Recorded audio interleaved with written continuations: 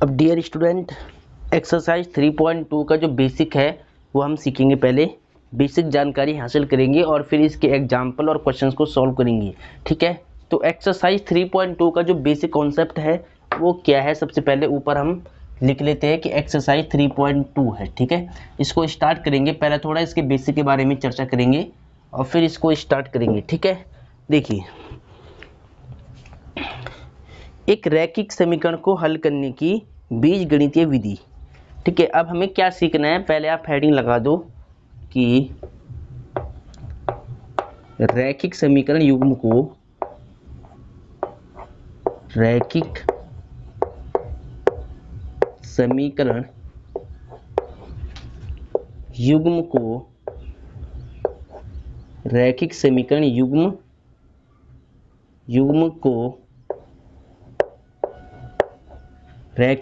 युग्म को हल करने की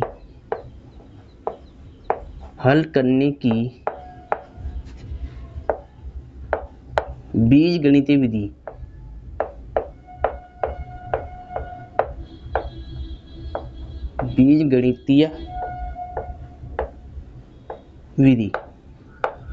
ये विधियां बोल सकते हैं, विधियां।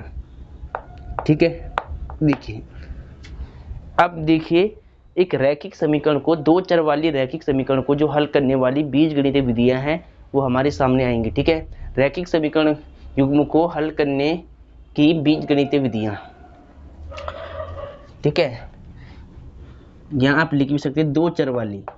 ठीक है, दो चर वाली, जो दो चर वाले रैखिक समीकरण होते हैं उनको हल करने की बीजगणितीय विधियां क्या है, इंग्लिश में क्या बोलेंगे इस हेडिंग को कि algebraic method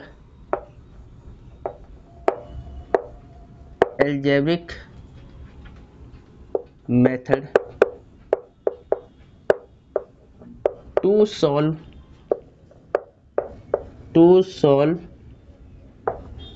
pair of linear equation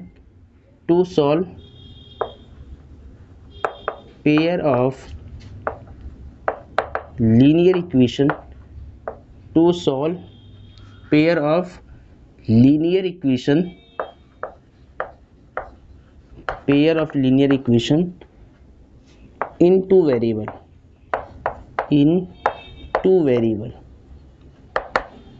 ठीक है, तो देखिए ध्यान से क्या लिखा है मैंने, रैखिक समीकरण युग्म को हल करने की बीजगणितीय विधियां, यानी दो चर वाले रैखिक समीकरण को हल करने की बीजगणितीय विधियां क्या होती है। इंग्लिश में कैसे बोलेंगे इस हेडिंग को, algebraic method to solve pair of linear equation in two variable. ठीक है, सबसे पहले वाला जो मेथड होता है उसको हम क्या बोलते हैं, प्रतिस्थापन विधि। ठीक है, दो चर वाले रैखिक समीकरण को हल करने की जो विधियां हैं उनके नाम पहले लिख रहा हूं, जो हमें सीखना है, जो एल्जेब्रिक मेथड है इसके। ठीक है, यानी बीजगणितीय विधियां हैं। एक तो है प्रतिस्थापन विधि, प्रतिस्थापन विधि। ठीक है, इंग्लिश में क्या बोलेंगे, मेथड ऑफ सब्स्टिट्यूशन।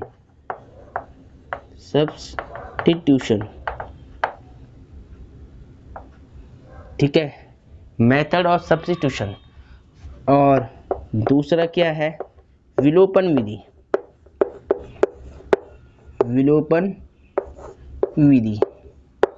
इंग्लिश में क्या बोलेंगे, method of elimination.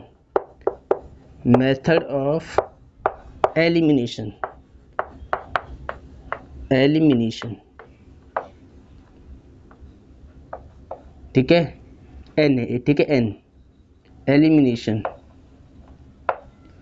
Method of elimination. और तीसरी विधि जो है वो है वज्र गुणन विधि।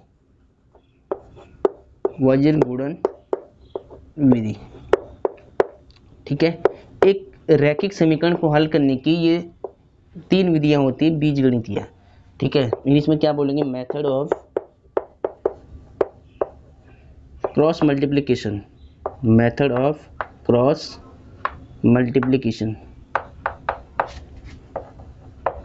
मल्टीप्लिकेशन, ठीक है। क्या लिखा मैंने, यहाँ लिख देना मेथड ऑफ क्रॉस मल्टीप्लिकेशन। तो देखिए रैखिक समीकरण को हल करने की जो बीजगणितीय विधियां होती है वो ये 3 विधियां होती है। इनके आधार पे हम 2 चर वाले रैखिक समीकरण को हल करते हैं। यानी पहली विधि क्या होती है, मेथड ऑफ सब्स्टिट्यूशन यानी प्रतिस्थापन विधि। दूसरी क्या होती है, मेथड ऑफ एलिमिनेशन यानी विलोपन विधि। और तीसरी क्या होती है, वज्र गुणन विधि, मेथड ऑफ क्रॉस मल्टीप्लिकेशन, ठीक है। तो ये 3 विधियां मैंने यहाँ पे लिख दी है। तीनों विधियां मैं आपको समझाऊंगा एक एक करके, ठीक है। तो सबसे पहले हम बात करेंगे प्रतिस्थापन विधि की। मेथड ऑफ सब्स्टिट्यूशन क्या होता है, ठीक है। तो पहले आप इनके नाम लिख ले फटाफट। डियर स्टूडेंट, आपने ये एग्जाम्पल मतलब ये विधियां आपने नोट कर ली होगी। अब हम एग्जाम्पल को सॉल्व करेंगे, ठीक है। देखिए आपने सभी मेथड को नोट कर लिया होगा। अब सबसे पहले हम एक विधि लेकर चलेंगे, ठीक है। तीनों विधियां आपको समझाऊंगा तो पहले एक एक करके हम बात करेंगे, ठीक है। तो देखिए प्रतिस्थापन विधि को हमें सबसे पहले समझना है, ठीक है। और इसके बेस पे ही सवाल आएंगे 3.2 में पहले। तो देखिए पहले प्रतिस्थापन विधि का एक एग्जाम्पल दे रखा है, उदाहरण दिया हुआ है नई बुक में 4 एग्जाम्पल है, ठीक है। एग्जाम्पल नंबर 4 को आप ध्यान से देखिए। प्रतिस्थापन विधि द्वारा निम्न रैखिक समीकरण युग्म को हल कीजिए, ठीक है। तो सबसे पहले एग्जाम्पल नंबर 4 है नई बुक का ये। इसमें देखिए आप 2 समीकरण आपको दे रखी है, 7x माइनस में 15y इक्वल टू 2। इसको मान लो समीकरण 1 और x plus 2y equal to 3, इसको मान लो समीकरण नंबर 2। अब क्वेश्चन क्या कहता है, प्रतिस्थापन विधि द्वारा निम्न रैखिक समीकरण को हल कीजिए, ठीक है। अब देखिए प्रतिस्थापन विधि का मतलब होता क्या है, प्रतिस्थापन, ठीक है। प्रतिस्थापन विधि का मतलब क्या होता है कि एक्सचेंज करना, ठीक है। प्रतिस्थापन करना, प्रतिस्थापित करना किसी एक चर को दूसरे चर में, किसी एक समीकरण का एक चर को निकालेंगे, उसकी वैल्यू दूसरे समीकरण में पुट करेंगे। जैसा कि मैंने बोल लिया कि भाई यहाँ पे राम है और यहाँ पे श्याम है, ठीक है। अब हमें क्या करना है, प्रतिस्थापन करना है, इन दोनों को हमें प्रतिस्थापित करना है। तो मैंने क्या किया, राम को उठाया, यहाँ पर श्याम को बिठाया और फिर यहाँ से श्याम को उठाया, यहाँ पे राम को बिठाया। तो देखिए ये इंटरचेंज हो गया, आपस में क्या हो गया, इंटरचेंज हो गया। यानी हमने क्या किया, एक व्यक्ति को उठाया और उस व्यक्ति के स्थान पे हमने दूसरे व्यक्ति को बिठाया। यानी ऐसे ही हमें यहाँ पर समझना है। प्रतिस्थापन में क्या करेंगे, एक समीकरण से एक चर का मान निकालेंगे, किसी भी एक चर का मान निकालेंगे और उस मान को दूसरे समीकरण में पुट करेंगे, ठीक है। वहाँ से हमारे पास एक चर की वैल्यू निकलेगी और वो वैल्यू निकालने के बाद उसको आपको समीकरण 1 में रखना है या 2 में रखना है, वहाँ से आपको क्या मिल जाएगा, दूसरे चर की वैल्यू मिल जाएगी। करके दिखाता हूँ मैं, देखिए कैसे करना है सॉल्व। देखिए प्रतिस्थापित करना है मतलब कुल मिला के हमें एक समीकरण से मान निकालेंगे तो दूसरी में रखेंगे। ये नहीं कि आपने एक समीकरण से मान निकाला और वही मान समीकरण 1 में रख दिया, ऐसे नहीं करना है। समीकरण 1 से जो मान निकाला है उसको समीकरण 2 में रखना होता है। अगर आपने 2 से निकाला है तो वो मान समीकरण 1 में रखना पड़ेगा, ठीक है। देखिए कैसे करेंगे, यहाँ लिख लो सबसे पहले समीकरण 1 से, फ्रॉम इक्वेशन नंबर फर्स्ट। समीकरण 1 क्या है, 7x माइनस में 15y इक्वल टू 2 है। अब इस एक समीकरण को आपने लिखा है, इस एक समीकरण से आप एक चर की वैल्यू निकाल लो, किसी भी एक चर की वैल्यू निकाल सकते हैं, x की या y की, जो आपकी इच्छा है उसकी वैल्यू आप निकाल लो। पहले मान लिया मैं x की वैल्यू निकालना चाहता हूँ तो मैं क्या करूँगा, 7x मैंने सेम रखा, इस 2 को यहाँ लिख दिया है, माइनस 15y उधर जाएगा, प्लस का 15y हो जाएगा, ठीक है। x की वैल्यू यहाँ से निकालो, एक चर की वैल्यू निकालनी है आपको, सिंगल चर की वैल्यू खाली 15y और मल्टीप्लाई का 7 कहाँ आएगा, डिवाइड में आएगा, ये आएगी मेरे पास एक चर की वैल्यू, ठीक है। अब मैं क्या करूँगा, इसको मान लूँगा समीकरण नंबर 3, ठीक है। इसको मैंने क्या मान लिया, समीकरण 3 मान लिया है। अब मुझे क्या करना है, x का जो ये मान आया मेरे पास, इसको आपको समीकरण 2 में रखना है, 1 में नहीं रखना है दोबारा, क्योंकि ये मान मैंने 1 से निकाला है। ये मान 1 से निकालूंगा तो इस मान को 2 में रखूंगा। अगर मैं 2 से निकालता पहले तो उस मान को 1 में रखता अभी, ठीक है। तो मैंने ये मान 1 से निकाला है x का, तो ये मान मैं समीकरण 2 में रखूंगा जहाँ पर x है। तो आपको यहाँ पर क्या लिखना है, x का जो मान निकाला है पूरा, ये आपको समीकरण 2 में रखना है। x का मान समीकरण 2 में रखने पर, x का मान समीकरण 2 में रखने पर इंग्लिश में क्या बोलेंगे, putting the value of x in equation number 2, ठीक है। तो समीकरण 2 लिख लो पहले आप, x प्लस में 2y इक्वल टू 3। x की वैल्यू ये पूरी आपको यहाँ पे रखनी जहाँ पे x है। तो 2 प्लस में 15y बटे में 7 प्लस में 2y इक्वल टू 3, ठीक है। अब इसको सॉल्व कर लो, इसके नीचे आप 1 मान लो और ये भिन्न बन गई, इसको सॉल्व करना है। तो देखिए 1 का मल्टीप्लाई करो 2 प्लस 15y से, तो 2 प्लस 15y आएगा, 2 प्लस 15y आएगा 1 टाइम में। और फिर 7 का मल्टीप्लाई करना है 2y से, तो 7 2 जा 14 यानी 7 दूनी 14y। और बटे में क्या चल रहा है, बटे में चल रहा है 7 गुणा 1 यानी 7 एकम 7, इसका यहाँ भी मल्टीप्लाई करा दो, ठीक है। बिन को सॉल्व कर रहे बस। अब देखिए इसके बाद जो y वाली टर्म्स है उनको ऐड करना है आपको। तो 2 मैंने सेम रखा है और 15y में आपको 14y ऐड करना है, तो कितना आएगा, 29y हो जाएगा प्लस करके 29, ठीक है। यहाँ पर क्या लिखा मैंने 29 और अपॉन में क्या चल रहा है 7 इक्वल टू 3, ठीक है।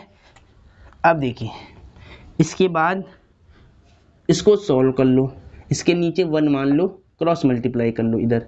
तो 2 प्लस 29y का 1 से मल्टीप्लाई होगा, तो 2 प्लस 29y 1 टाइम वही आएगा और 7 3 जा 21, इसका मल्टीप्लाई इससे, इसका मल्टीप्लाई इससे, ऐसे करके, ठीक है। अब यहाँ से y की वैल्यू निकालनी पड़ेगी आपको। तो देखिए 21 हमने सेम रखा है, 2 जाएगा उधर तो माइनस का 2 हो जाएगा और y की वैल्यू कितनी मिलेगी, देखिए माइनस कर लो आप, कितना आएगा 19 बच जाएगा और यहाँ पे 29y सेम है। अब y की वैल्यू देखिए कितनी आएगी 19 बटे 29, मल्टीप्लाई का 29 भाग में जाएगा तो 29 यानी 19 बटे 29 वैल्यू आ गई, ठीक है। क्या किया एक बार दोबारा समझ लो, किसी भी एक समीकरण से एक चर का मान आप निकाल लो।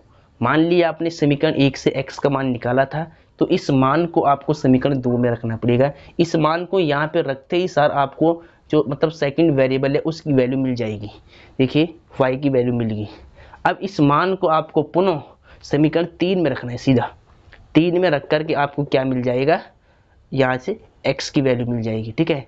और ये मान चाहो तो आप यहाँ पर भी रख सकते हैं समीकरण 1 में, एक ही बात है। तो जब समीकरण 1 को मैंने सॉल्व किया थोड़ा तो मुझे ये मिला था, तो मैं क्या करूँगा इस y का मान समीकरण 3 में रखूँगा सीधा। तो देखिए यहाँ पे लिखो आप y का मान समीकरण 3 में रखने पर, समीकरण 3 में रखने पर, ठीक है। Putting the value of y in equation number 3। देखिए समीकरण 3 को लिख लो पहले, ये वाली x equal to 2 plus 15y बटे में 7। देखिए अब आपको x की वैल्यू चाहिए, y की वैल्यू यहाँ पर पुट करनी पड़ेगी। y की वैल्यू देखिए कितनी है 19 बटे 29 है, यहाँ पे रख लो 19 बटे 29 और फिर पूरे के बटे में कितना था 7 था। इसको सॉल्व करना है, ठीक है। इसके नीचे आप 1 मान लेना और इस भिन्न को आपको सॉल्व करना पड़ेगा। तो देखिए कैसे करेंगे, x सेम रहेगा,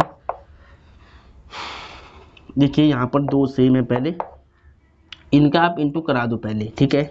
19 और 15 का आप गुणा करा दो पहले, 5 नीम 45 का 5, 7 से लगाए 4, 5 कम 5 4 9, एक निम 9, एक एकम 1, 5, 9 9 18, 9 9 18 का 8 हाथ से लगा 1, 1 1 2, यानी 285। जब इन दोनों का मल्टीप्लाई कराए तो कितना आया 285, और बटे में कितना चल रहा 29, और फिर अपॉन में क्या चल रहा था, पूरे के अपॉन में 7 चल रहा है। यहाँ पर आप 1 मान लेना इसके नीचे, ठीक है, इसके नीचे मैंने 1 मान लिया। अब देखिए यहाँ आपने नोट कर लिया होगा, यहाँ पर देखिए इसको। इसके बाद क्या करना है, x इक्वल टू इसका मल्टीप्लाई यहाँ करा दो, इसका मल्टीप्लाई यहाँ, इसका मल्टीप्लाई यहाँ। 29 के कराओ आप 2 से मल्टीप्लाई तो कितना होगा 2 निम 18, 2 निम 18 का कितना होगा 8, हाथ से लगाई 1, 2 दूनी 4, 1 5 57, ठीक है। 29 दूनी कितना होता है 58, ठीक है, क्योंकि 2 निम 18 का 8 हो जाएगा, हाथ से 1 रहेगी, 2 दूनी 4, 1 5 हो जाएगा, ठीक है। अब इसका मल्टीप्लाई यहाँ करा दो तो 285 वन टाइम आएगा, और फिर इसका मल्टीप्लाई 1 से ये आ जाएगा, ठीक है। अपॉन में क्या चल रहा था, अपॉन में चल रहा था आपका 7, इस 7 को आपको सेम लिखना है, ठीक है, ऐसे। x इक्वल टू, अब देखिए इनको आपको प्लस करना है तो कितना होगा, देखिए 285 में आपको 58 को प्लस करना है, 8 4 12 1 13 का 3 हाथ से लगा 1, 8 4 12 13 14 का 4 हाथ से लगाए कितना 1 2 1 3, यानी 343 आएगा प्लस करके, ठीक है। इसको बटे में 29 चल रहा है, अपॉन में 7 चल रहा है। अब देखिए ध्यान से, इसके बाद कैसे सॉल्व करेंगे, x इक्वल टू ऊपर वाले की देखिए भिन्न चल रही थी पहले से, देखिए इसकी भिन्न चल रही है, लेकिन ये 7 भिन्न में नहीं था, तो यहाँ पर आप 1 मानना पड़ेगा आपको, ठीक है। जो नंबर सबसे नीचे होता है उसकी मल्टीप्लाई सबसे ऊपर होती है, बीच वाले की मल्टीप्लाई बीच वाले से होती है। तो 2 यानी 343 की 1 से मल्टीप्लाई होगी तो 343 आएगा, और फिर 29 की 7 से होगी तो 29 इंटू में 7, ऐसे लिख लो पहले आप इसको।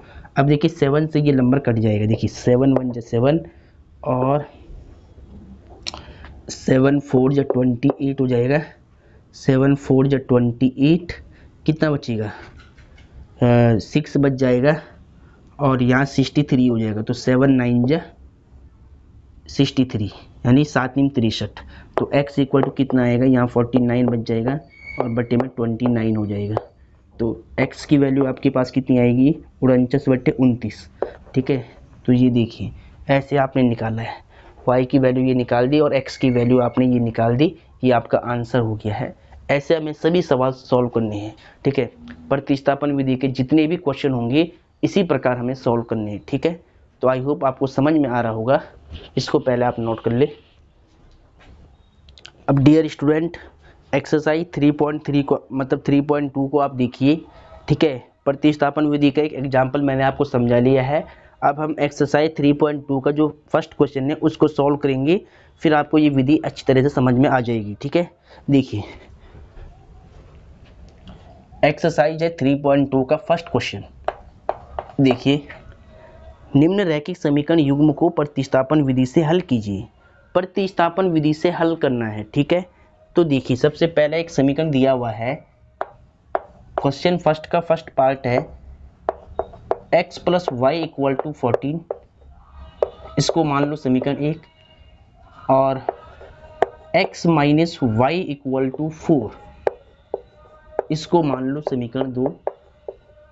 और इन दोनों समीकरण को आपको हल करना है प्रतिस्थापन विधि से, मेथड ऑफ सब्स्टिट्यूशन, ठीक है। प्रतिस्थापन विधि से आपको इसको सॉल्व करना है।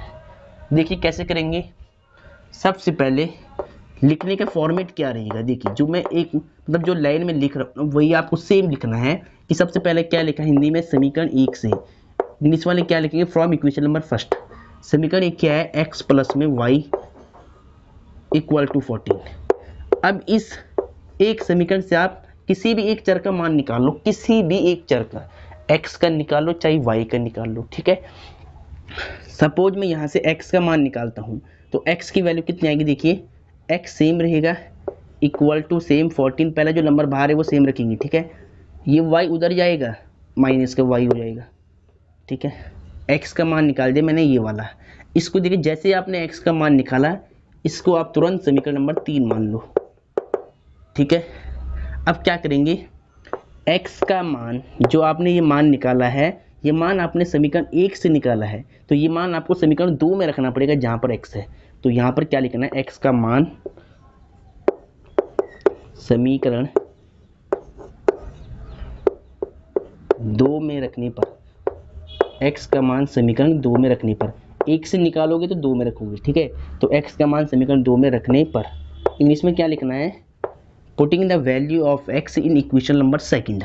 तो समीकरण नंबर 2 क्या है, x minus y equal to 4।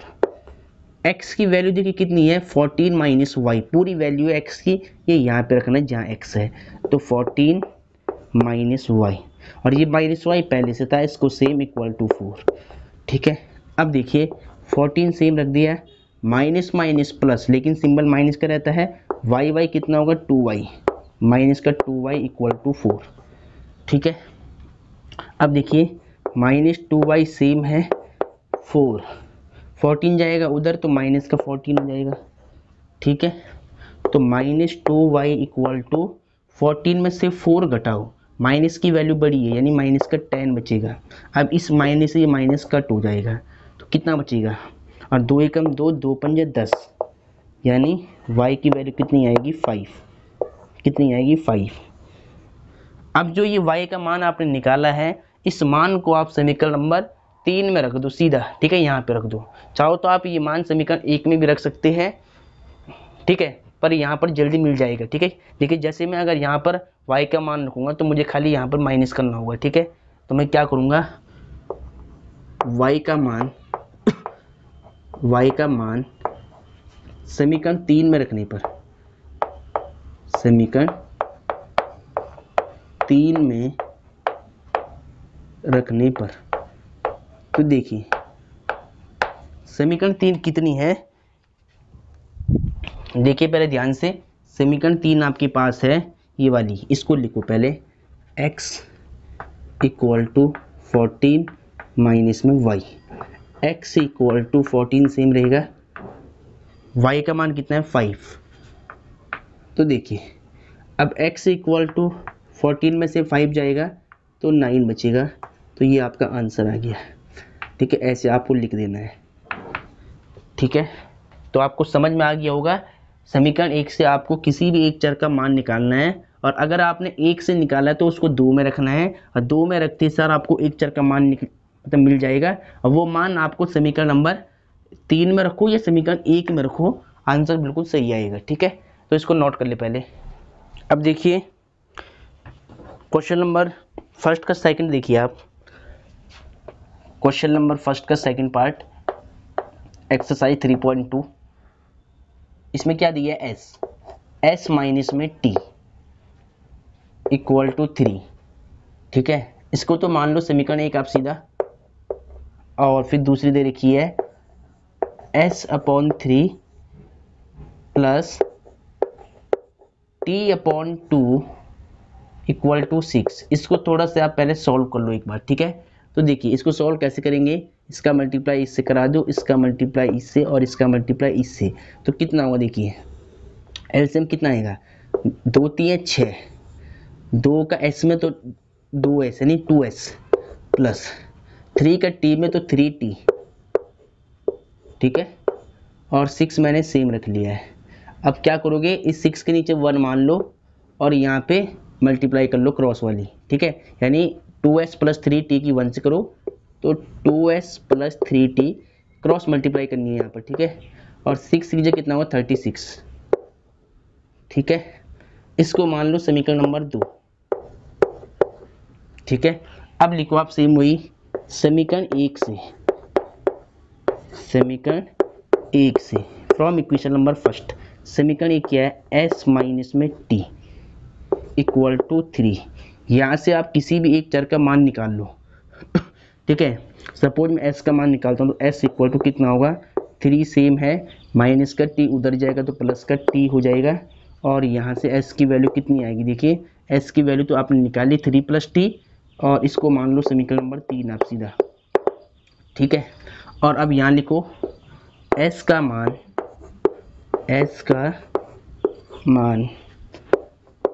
समीकरण देखिए ये मान आपने समीकरण 1 से निकाला है, तो इस मान को आपको समीकरण 2 में रखना पड़ेगा, जहाँ एस है।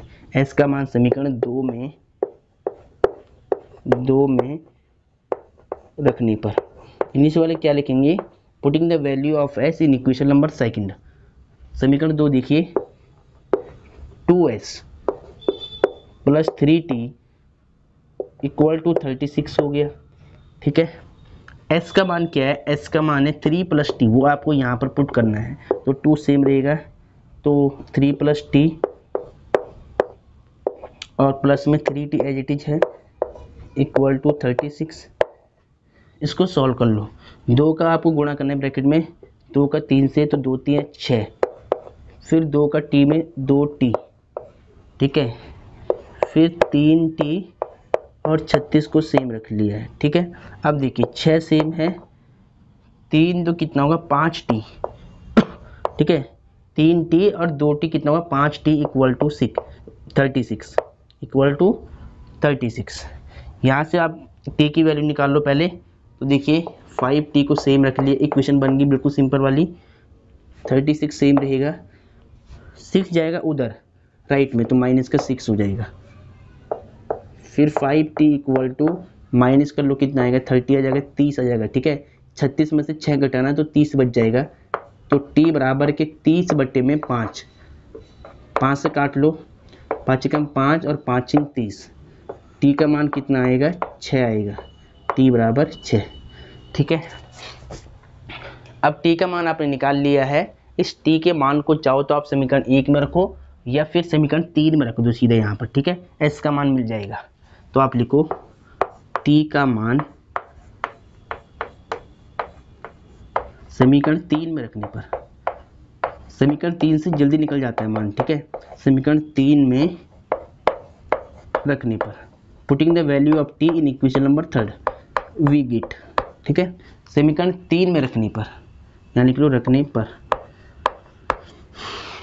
देखिए समीकरण 3 क्या है, ये थी हमारे पास s equal to 3 plus t था।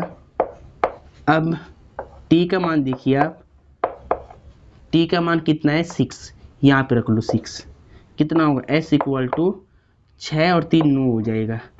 s का मान तो 9 आ गया और t का मान 6 आ गया, तो ये आपका आंसर हो गया। आप चेक कर लेना इसको। ठीक है, इसको नोट कर लो पहले, ऐसे आपको सॉल्व करना होता है। अब देखिए इसका 3 पार्ट देखिए आप, क्वेश्चन नंबर 1 का 3 पार्ट देखिए। समीकरण क्या दिया है, 3x minus y equal to 3, इसको मान लो समीकरण नंबर 1, और 9x माइनस में 3y इक्वल टू 9, इसको मान लो समीकरण नंबर 2। ठीक है, अब क्या करना है, इसको हल करना है प्रतिस्थापन से। तो सबसे पहले आप लिखो समीकरण 1 से, फ्रॉम इक्वेशन नंबर फर्स्ट। ठीक है, समीकरण 1 क्या है, 3x minus y equal to 3। यहाँ से आप मान निकालो किसी भी एक चर का। ठीक है, तो देखिए यहाँ पर हम क्या करेंगे, एक काम करते हैं, यहाँ पर x का मान निकाल लेते हैं। तो कितना होगा 3 सेम, माइनस वाई उधर जाएगा तो प्लस वाई, और x की वैल्यू कितनी होगी 3 प्लस वाई मल्टीप्लाई का डिवाइड में आएगा 3, इसको मान लो समीकरण नंबर 3। ठीक है, और यहाँ लिखो x का मान समीकरण 2 में रखने पर, 1 से निकाला है तो 2 में रखेंगे आप। ठीक है, putting the value of x, ठीक है, putting the value of x in equation number second we get, समीकरण 2 में रखने पर। समीकरण 2 देख लो पहले कितनी है, 9x माइनस में 3y इक्वल टू 9। ठीक है, तो यहाँ पर 9 सेम है, x के स्थान पे 3 प्लस वाई अपॉन में 3 माइनस में 3y इक्वल टू 9। ठीक है, देखिए 3 कम 3, 3 3 9, कितना मिलेगा 3, और 3 प्लस वाई माइनस में 3y इक्वल टू 9। सॉल्व कर लो इसको, 3 का इंटू कर दो अंदर, कितना होगा 3 3 जा 9, 3 3 जा 9, और 3 का y में 3y, और माइनस में 3y पहले से चल रहा है इक्वल टू 9। देखिए 3y से 3y कट हो गया तो 9 इक्वल टू 9 मिल गया। यानी आप यहाँ पर क्या देख रहे हो, आप यहाँ पर देख रहे हो कि जो वेरिएबल है वो ख़त्म हो गया है, वेरिएबल हमारी समीकरण में रहा नहीं, यानी जिसकी वैल्यू हमें चाहिए वो तो है ही नहीं है। यानी इसका मतलब क्या है, इसका मतलब ये है कि ये समीकरण एक समीकरण है हमारे पास, केवल एक समीकरण है हमारे पास। देखिए अगर इस समीकरण से मैं 3 कॉमन लूँगा तो सेम मुझे यही समीकरण मिल जाएगी। ठीक है, अगर इस समीकरण से मैं 3 कॉमन लूँगा तो यही समीकरण, मतलब यही समीकरण मुझे यहाँ मिल जाएगी। इसका मतलब क्या है कि अगर दोनों साइड इक्वल आ गई और वेरिएबल यहाँ पे ख़त्म हो जाए, चर यहाँ पे ना बचे, तो इस केस में समीकरण युग्म के अपरिमित रूप से अनेक हल होते हैं। कैसे होते हैं, देखिए ऐसे ग्राफ आपने सीखा था, अगर एक लाइन के ऊपर दूसरी लाइन जाती है, एक लाइन के ऊपर अगर दूसरी लाइन जाती है तो इस केस में क्या होता है, रेखाएं संपाती होती थी और इस केस में जो हल होते थे अपरिमित रूप से अनेक हल होंगे। यानी दोनों रेखाएं एक ही रेखा में है, अगर एक ही रेखा में है तो मतलब क्या होगा, अपरिमित रूप से अनेक हल होगा। ठीक है, क्योंकि ये सेम समीकरण दोनों ही है। अगर मैं यहाँ से 3 कॉमन लूँगा ना तो मुझे ये मिल जाएगी समीकरण एक ही समीकरण है, दोनों बार लिखी है इसको। ठीक है, तो यानी अब आप यहाँ पे क्या लिखेंगे, जब भी अगर वेरिएबल ख़त्म हो जाएगा तो आपको क्या लिखना है कि चूंकि समीकरण युग्म का अपरिमित रूप से अनेक हल है। ठीक है, अपरिमित रूप से अनेक हल है। ठीक है, इसका एक हल संभव नहीं है, कई हल हो सकते हैं, इनफाइनाइट मैनी सॉल्यूशन, क्योंकि जो लाइंस है आपस में एक दूसरे को इंटरसेक्ट करेगी, हर पॉइंट पर करेगी। ठीक है, अगर एक लाइन के ऊपर दूसरी लाइन है तो ये आपस में एक दूसरे को हर बिंदु पर क्या करती है, प्रतिच्छेद करती है। अगर हर बिंदु पर ये प्रतिच्छेद करती है तो इस रेखा के अपरिमित रूप से अनेक हल हो जाते हैं। तो यहाँ पर क्या लिखना है, समीकरण युग्म का अपरिमित रूप से अनेक हल है, बस इतना लिख देना आपको। ठीक है, जब भी अगर ऐसी समीकरण आपको दिखेगी जिसमें वेरिएबल ना बचे तो वहाँ पर आपको यही लिखना है कि समीकरण युग्म का अपरिमित रूप से अनेक हल है। ठीक है, ये आपका आंसर हो जाएगा, इसको नोट कर ले पहले। अब देखिए क्वेश्चन नंबर फर्स्ट का fourth part, question number first का फोर्थ पार्ट देखिए ध्यान से। समीकरण क्या दे रखी है, 0.2x plus 0.3y equal to 1.3। ठीक है, इस समीकरण को करने के दो तरीके हैं, या तो आप सीधा इसको ऐसे सॉल्व कर लो पॉइंट में, और या तो इनके जो पॉइंट है इसे हटा दो आप। ठीक है, देखिए अगर पॉइंट आप हटाना चाहते हो तो इसको मैं क्या करूँगा, देखिए पॉइंट का मतलब क्या होता है कि पॉइंट के नीचे 1 मानते हैं और पॉइंट के नंबर 1 नंबर है तो 1 के आगे एक 0, यानी पॉइंट हट के नीचे क्या बन जाएगा, 2x बटे में 10 बन जाएगा। सेम यहाँ पर पॉइंट हटा करके क्या होगा, 3y बटे में 10 हो जाएगा। ठीक है, और सेम यहाँ पर पॉइंट हटा करके अपॉन में आप 10 लगा सकते हैं ऐसे करके। ठीक है, अब क्या होगा, एलसीएम ले लो, हर दोनों के सेम है तो एलसीएम कितना आएगा, एलसीएम 10 आएगा, ऊपर वाला खाली प्लस होगा, 2x प्लस में 3y इक्वल टू 13/10। अब देखिए हर दोनों का सेम है तो इससे ये कट हो जाएगा, 10 से 10 कट हो गया, ऊपर क्या बचेगा 2x plus 3y, 1 time cut हुआ तो 1 को लिखने की जरूरत नहीं है नीचे, इक्वल टू 13। ये बन गई आपके पास सिंपल इक्वेशन, इसको बांध लो समीकरण 1। ठीक है, अब देखिए 0.4x और 0.5y है इक्वल टू 2.3 है, इसको भी आप सॉल्व कर लो सीधा। कैसे, देखिए पॉइंट को हटा करके अपॉन में 10 लगा लो तो यहाँ पर कितना होगा 4x/10 हो जाएगा पॉइंट हट करके। ठीक है, फिर सेम यहाँ पर 5y बटे में 10 कर लो, पॉइंट हट गया यहाँ से, और यहाँ भी देखिए पॉइंट हट जाएगा तो अपॉन में कितना आएगा 10 आ जाएगा। ठीक है, एलसीएम ले लो, यहाँ पर कितना होगा, एलसीएम दोनों का आएगा 10, सेम है एलसीएम तो यही आएगा, ऊपर वाला प्लस होगा खाली, 4x प्लस में 5y इक्वल टू 23/10। देखिए 10 से 10 कट हो जाएगा, सामने सामने कट जाता है, अपॉन में 1 बच जाएगा, 1 को लिखने की जरूरत नहीं है।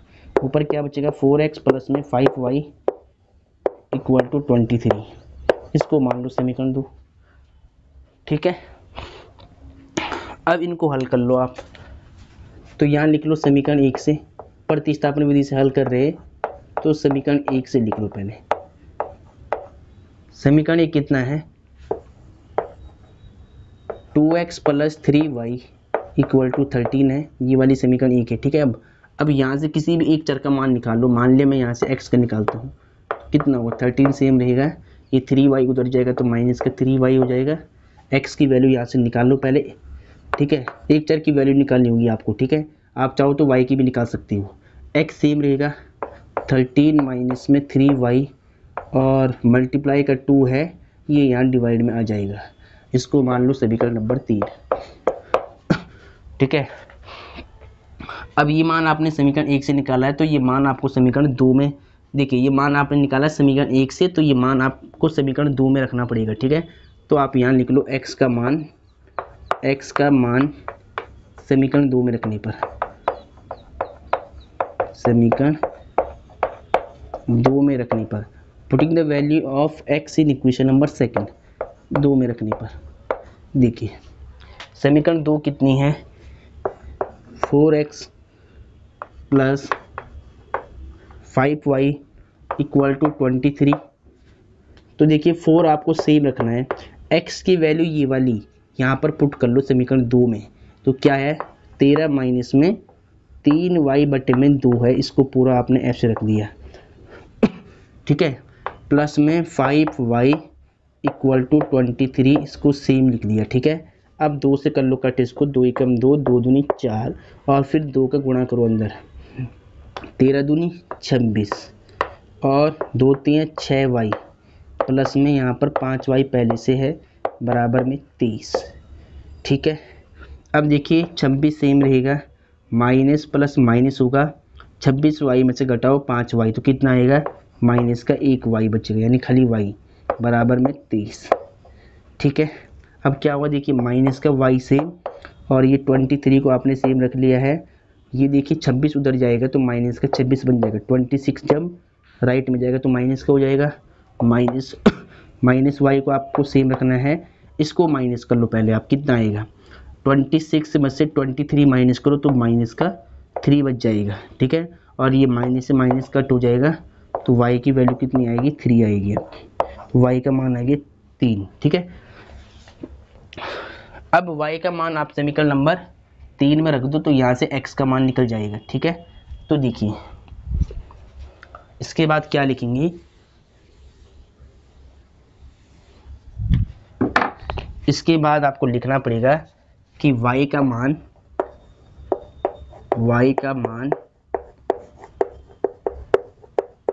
समीकरण 3 में रखने पर, समीकरण 3 में रखने पर देखिए समीकरण 3 कितना है x इक्वल टू 13 माइनस में 3y बटे में 2 चल रहा है। ठीक है, तो x इक्वल टू 13 सेम 3 गुणा y का मान कितना है 3, यहाँ पे 3 रख लो बटे में 2, 13 सेम रख दिया है, 3 3 9 बटे में 2 और 13 में से 9 घटाओ तो कितना बचेगा 5। ठीक है, 9 1 10 और 10 3 13, यानी 13 में से 9 जाएगा तो 4 बचेगा बटे में 2, 2 दूनी 4 और x बराबर कितना आएगा 2 आएगा। ठीक है, तो ये आपका आंसर आ गया, इसको आप सही से नोट कर ले पहले। ठीक है, ऐसे आपको निकालना है इसको।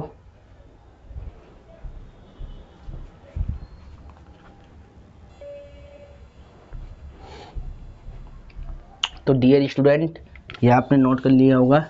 अब आगे देखिए, अब इस क्वेश्चन नंबर 1 का 5th पार्ट देखेंगे। ठीक है, चलो क्वेश्चन नंबर 1 का 5th पार्ट को आप ध्यान से देखिए। क्वेश्चन नंबर 1 का 5th पार्ट, समीकरण क्या दी गई है 2x plus √3y equal to 0। इसको तो मान लो समीकरण 1। और फिर दूसरी वाली समीकरण क्या है, √3x माइनस में √8y और इक्वल टू 0। इसको मान लिया समीकरण नंबर 2। ठीक है, इसको हल करना है। ठीक है, तो कैसे करेंगे देखिए ध्यान से। सबसे पहले आप लिखो समीकरण 1 से, करने का वही तरीका है, लिखने का वही मेथड है कि समीकरण पहले 1 से लिख लो फ्रॉम इक्वेशन नंबर फर्स्ट, और समीकरण 1 लिख लो इसके नीचे। तो √2x प्लस में √3y इक्वल टू 0, और यहाँ से एक चर की वैल्यू निकालनी है आपको, x की निकालो या y की निकालो। अगर मैं x की निकालता हूँ तो देखिए ये √3y बाहर जाएगा तो माइनस का √3y हो जाएगा, और x की वैल्यू कितनी मिल जाएगी, माइनस √3y बटे में ये देखिए √2 इंटू का है, ये आएगा डिवाइड में ऐसे करके। ठीक है, तो ये आ गई आपके पास x की वैल्यू। इसको मान लो चाहो तो आप समीकरण नंबर 3। ठीक है, इसको क्या कर दिया मैंने, समीकरण 3 मान लिया। अब इस मान को रखो आप समीकरण 2 में, जो आपने निकाला x का मान। तो x का मान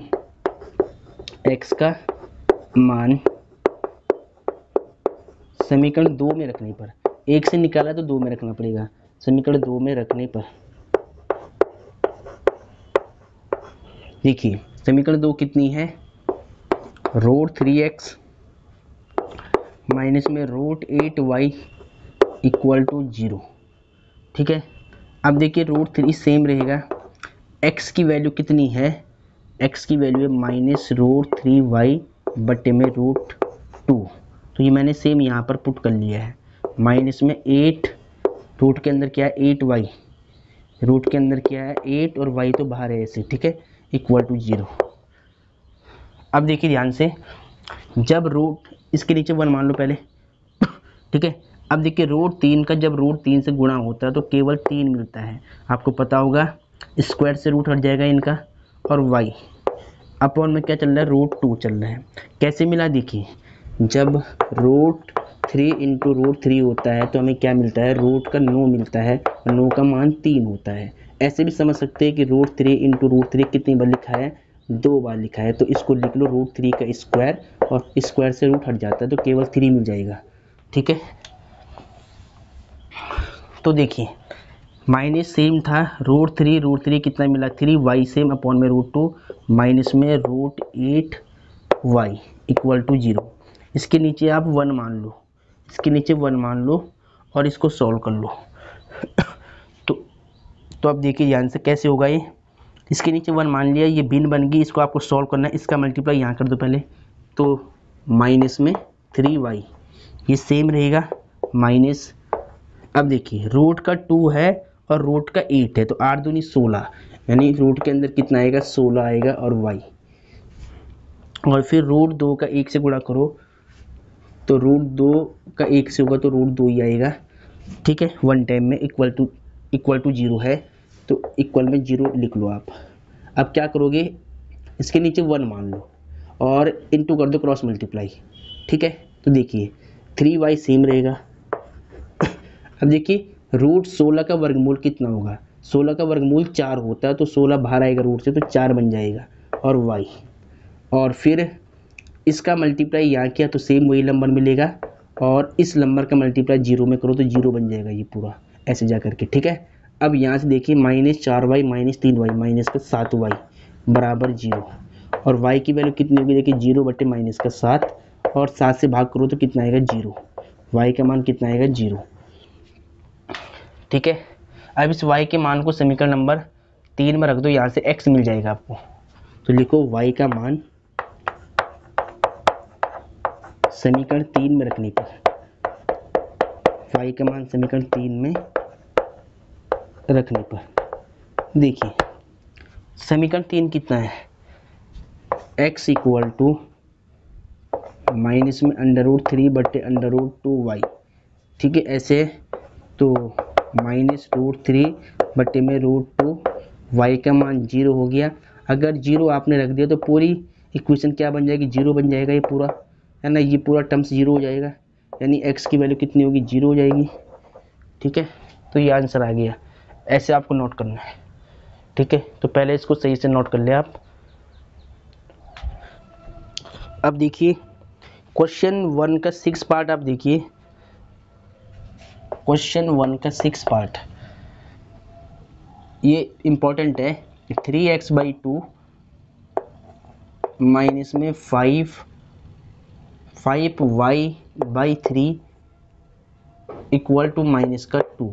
इसको थोड़ा सा सॉल्व करो पहले, इसका मल्टीप्लाई इससे कराओ, इसका मल्टीप्लाई इससे, इसका मल्टीप्लाई इससे, तो 3 3 9x और 2 5 10 y और 2 3 6 बराबर में कितना चल रहा है, माइनस का 2। इसके नीचे 1 मान लो और इंटू कर दो क्रॉस मल्टीप्लाई वाली, ठीक है। तो 9x देखिए क्रॉस मल्टीप्लाई करनी है यहाँ पर आपको, तो 9x से माइनस में 10y, ठीक है। इस नंबर का 1 से होगा तो यही नंबर मिलेगा, 6 दूनी 12 यानी माइनस का 12 हो जाएगा, ठीक है। इसको मान लो आप समीकरण नंबर 1। अब दूसरी समीकरण लिखो, x/3 y/2 इक्वल टू 13/6, ठीक है। देखिए क्या करेंगे, इस बिन को भी सॉल्व कर लो, इसका मल्टीप्लाई इससे करा दो, इसका मल्टीप्लाई इससे, इसका मल्टीप्लाई इससे, तो कितना होगा, 3 दूनी 6, एलसीएम 6 आ गया, 2 का x में 2x, 3 का y में 3y बराबर में 13/6 हो जाएगा, ठीक है। और 6 से 6 कट हो जाएगा, तो 2x प्लस में 3y इक्वल टू 13, इसको मान लो समीकरण नंबर 2। अब ये समीकरण 1 और 2 हल करनी है विलोपन विधि से, ठीक है। तो आप लिख लो समीकरण 1 से, समीकरण 1 देखिए कितनी है, 9x माइनस 10y माइनस 12। यहाँ से किसी भी एक चर का मान निकाल लो, x का निकालता हूँ मैं तो 9x सेम रहेगा, माइनस 12 माइनस 10y उधर जाएगा, प्लस का 10y हो जाएगा, और x का मान कितना आएगा, माइनस 12 प्लस में 10y और बट्टे में कितना आएगा, 9, ठीक है। इसको मान लो समीकरण नंबर 3, ठीक है।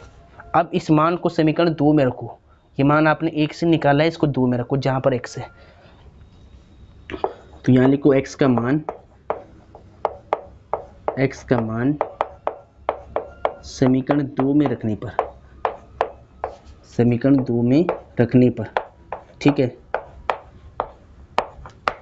तो अब देखिए समीकरण 2 कितनी है, समीकरण 2 ये है, इसको लिखो पहले, 2x plus 3y equal to 13, ठीक है।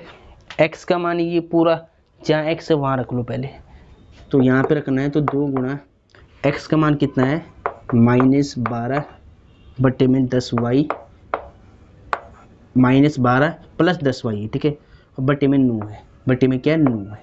क्या लिखा मैंने, x का ये मान माइनस 12 प्लस 10y बटे में 9, इसको यहाँ रख दीजिए जहाँ पर x है, x का मान यहाँ से उठाया और समीकरण 2 में रख दिया, प्लस में 3y बराबर में 13। अब देखिए इसका इंटू करो आप अंदर पहले, 12 दूनी 24 माइनस का 24 हो जाएगा, और 10 दूनी 20 यानी 2 का पहले 12 से तो माइनस का 24 हो गया, और 2 दाम कितना होगा 20 और y साथ में, और फिर अपॉन में 9 चल रहा है, 9 सेम रख दिया, प्लस में 3y इक्वल टू 13, ठीक है। इसके नीचे 1 मान लो और इसको सॉल्व कर लो बिन को, तो इस नंबर का मल्टीप्लाई 1 से करो तो माइनस में 24 प्लस में 20y आएगा, और 9 3 27, इसका मल्टीप्लाई यहाँ, इसका मल्टीप्लाई यहाँ, 9 3 27y, फिर 9 कम 9 बराबर में 13, ठीक है। अब देखिए यहाँ पर माइनस के 24 सेम है, इसको करो प्लस, कितना आएगा 47, 27 में ऐड करना 20 तो कितना होगा 47y अपॉन में 9 इक्वल टू 13, क्रॉस मल्टीप्लाई कर लो तो माइनस में 24 प्लस में 47y और 13 में कितना होता है 117, 117, ठीक है। अब देखिए 47 सेम रहेगा, y 47y को सेम रख दिया, 117 सेम है, माइनस का 24 जाएगा उधर, प्लस का 24 बन जाएगा, इसको प्लस करा दो आप, 47y इक्वल टू 7 3 4 11 हो जाएगा, हासिल लगेगी 1 2 1 3 1 4 और 1 का 1 आएगा, यानी 141। कितना आएगा? 141 आएगा। चलो अब इसको मैं इधर सॉल्व करता हूँ, ठीक है। इसको सॉल्व कर लो अब आप। ये था 47y इक्वल टू 141, मल्टीप्लाई का 47 डिवाइड में आएगा तो 141 बटे में 47, ठीक है। तो 47 से कितनी बार ये नंबर कटेगा? 3 टाइम। एक बार 47 की 3 से मल्टीप्लाई कर लो, 3 7 या 21, 2 कैरी, और 3 4 या 12 और 2 कितना होगा? 14, यानी 47 3 या कितना होगा? 141 होता है। तो यानी y की वैल्यू कितनी आएगी? 3 आएगी, ठीक है। चलो अब इस y के मान को समीकरण नंबर 3 में रख दो, x का मान मिल जाएगा आपको। तो यहाँ लिखो आप y का मान समीकरण 3 में रखने पर, समीकरण 3 में रखने पर, ठीक है। समीकरण 3 देखिए कितनी है? x इक्वल टू माइनस का 12 प्लस में 10y अपॉन में 9, ठीक है। अब यहाँ पे पुट कर लो आप y का मान, x इक्वल टू माइनस में 12 प्लस में 10, y का मान 3 पुट कर लो, 3 कर लिया पुट, 9। अब x इक्वल टू कितना है? देखिए माइनस का 12 और 10 दाम कितना होगा? 10 3 कितना होगा? 10 3 30 हो जाएगा, बटे में 9, ठीक है। और यहाँ पर देखिए अब इसको सॉल्व कर लो। 30 में से 12 घटाना है आपको, तो कितना मिलेगा आपको? 30 में से 12 जाएगा तो 18 बचेगा, प्लस का 18 बटे 9, 9 कम 9 9 दूनी 18। x इक्वल टू कितना आएगा? 3 2, 9 दूनी 18, x की वैल्यू कितनी आएगी? 2, x की वैल्यू 2 और y की वैल्यू 3 है। आप चेक कर लेना इसका आंसर, ठीक है। ऐसे आपको इसको नोट करना है। तो डियर स्टूडेंट, ये आपको समझ में आ गया होगा, ठीक है। आज के लेक्चर को बेसिकली यहीं पर समाप्त करते हैं। आज के लेक्चर में हमने एक्सरसाइज जो 3.2 है नई बुक की, उसका हमने क्वेश्चन नंबर 1 को सॉल्व किया, कम्प्लीटली सॉल्व किया पूरा, ठीक है। जितने भी पार्ट है वो सारे पार्ट मैंने आपको समझा लिए एक एक करके, ठीक है। तो ये सभी पार्ट में हमने प्रतिस्थापन विधि का यूज किया है। तो अब आपको समझ आ गई होगी कि प्रतिस्थापन विधि बेसिकली होती क्या है, ठीक है। तो आप इसको नोट कर ले। फिर नेक्स्ट लेक्चर में हम क्या करेंगे? क्वेश्चन नंबर 2 को स्टार्ट करेंगे, एक्सरसाइज 3.1 का, 2 का, ठीक।